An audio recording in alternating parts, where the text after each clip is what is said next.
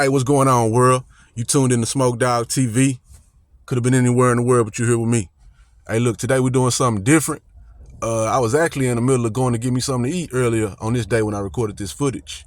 And I had just bought some of those microphones that you clip on your shirt, but I didn't know how to use them. I had them, but the motherfuckers wasn't even recording. I had it clipped on and thought I was recording, so I had to do another voiceover. But this is real footage that I shot myself. This ain't no stolen footage. Everything raw. You know what I'm saying? Everything is real. You dig? I was sitting in the car and I had passed by and I seen like a tent, a chair, a bike, a 5-gallon bucket. I just seen it look like somebody was living up there.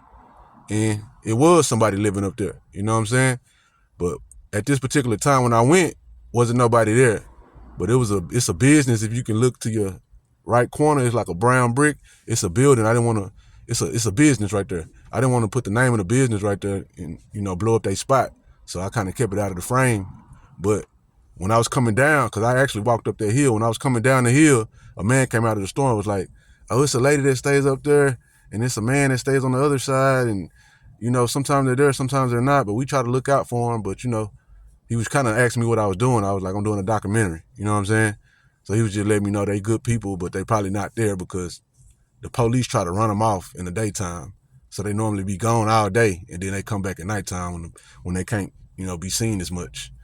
But anyways, make a long story short, what I'm gonna start doing is trying to get more content. And it's gonna be versatile. It's not gonna be just one way of getting content. You know what I'm saying? So tune into this channel. I hope y'all like what we got going on. If you don't like it, that's cool too. You know what I'm talking about? We ain't tripping on that. But yeah. So what happened was I was driving by, went up there, checked it out. Like I say, the guy in the building next door, he was like, they normally come back at nighttime. And he also said they normally be downtown in another location. So I was like, fuck it, I got gas. I'm gonna drive over there where he said they normally be. I was like, what's a landmark or what's something like close by where I can know where I'm at? He's like, oh, it's on such and such street. It's gonna be a Greyhound right across the street. So I'm like, cool, bet. So I drive down there. I got there. I found it like the first try. You know what I'm saying? I didn't have to make a U-turn and circle the block a couple of times. I found it the first try. You know what I'm saying? So, and it's unfortunate, man, that rent is so high, mortgage is so high. The cost of housing and the cost of living is high, man. But they still paying the same prices at these jobs. So we're gonna have to find a way for them to increase the pay, or they're gonna have to decrease the cost of rent, because this is crazy, man. I've never seen this many homeless people in my life. And I pray and I hope that everybody get everything together and fix what's going on in their life. Okay, so on this particular scene, I'm getting out the car. Like I said, I try to keep this location discreet because I don't want them to, get arrested or somebody go over there. Somebody might want to go mess with them or something. You know what I'm saying? I don't need nobody doing all that weird shit. I'm just trying to help them, put some money in their pocket, give them a blanket or something, just ask them what they need and I can help them. If they want a room for the night, I would have helped them, But they pretty much turned down all my offers, but I did still give them some cash though. It was a young lady. But as you can see, they got the tent, 5-gallon bucket, lawn chair, trash, a bike. They living here. This is their home. Okay, so boom. On this particular scene, I'm in my car. That's the Greyhound. I don't know why the camera's like showing it all white like that. I'm shooting it with my phone, so boom, that's the Greyhound station. The lady that sleeps under the bridge, she sleep right in front of the Greyhound station. Across the street, like boom, see? This is her. So like I said earlier, I had bought some mics. I got 2 microphones that I bought that you can clip on your shirt. I didn't know how to use them motherfuckers, so I gave her one. And she said a couple of things, and she said she had a family in Dallas and all that. But she said she just wanted some help and she really didn't want to be on camera too much longer. So I told her, was it okay if I upload it to YouTube? She said, sure.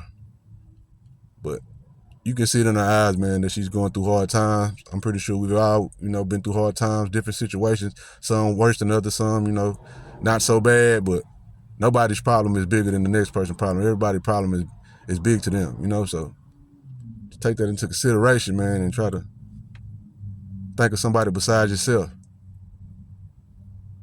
You see my microphone blinking. It's supposed to be a solid green light on it.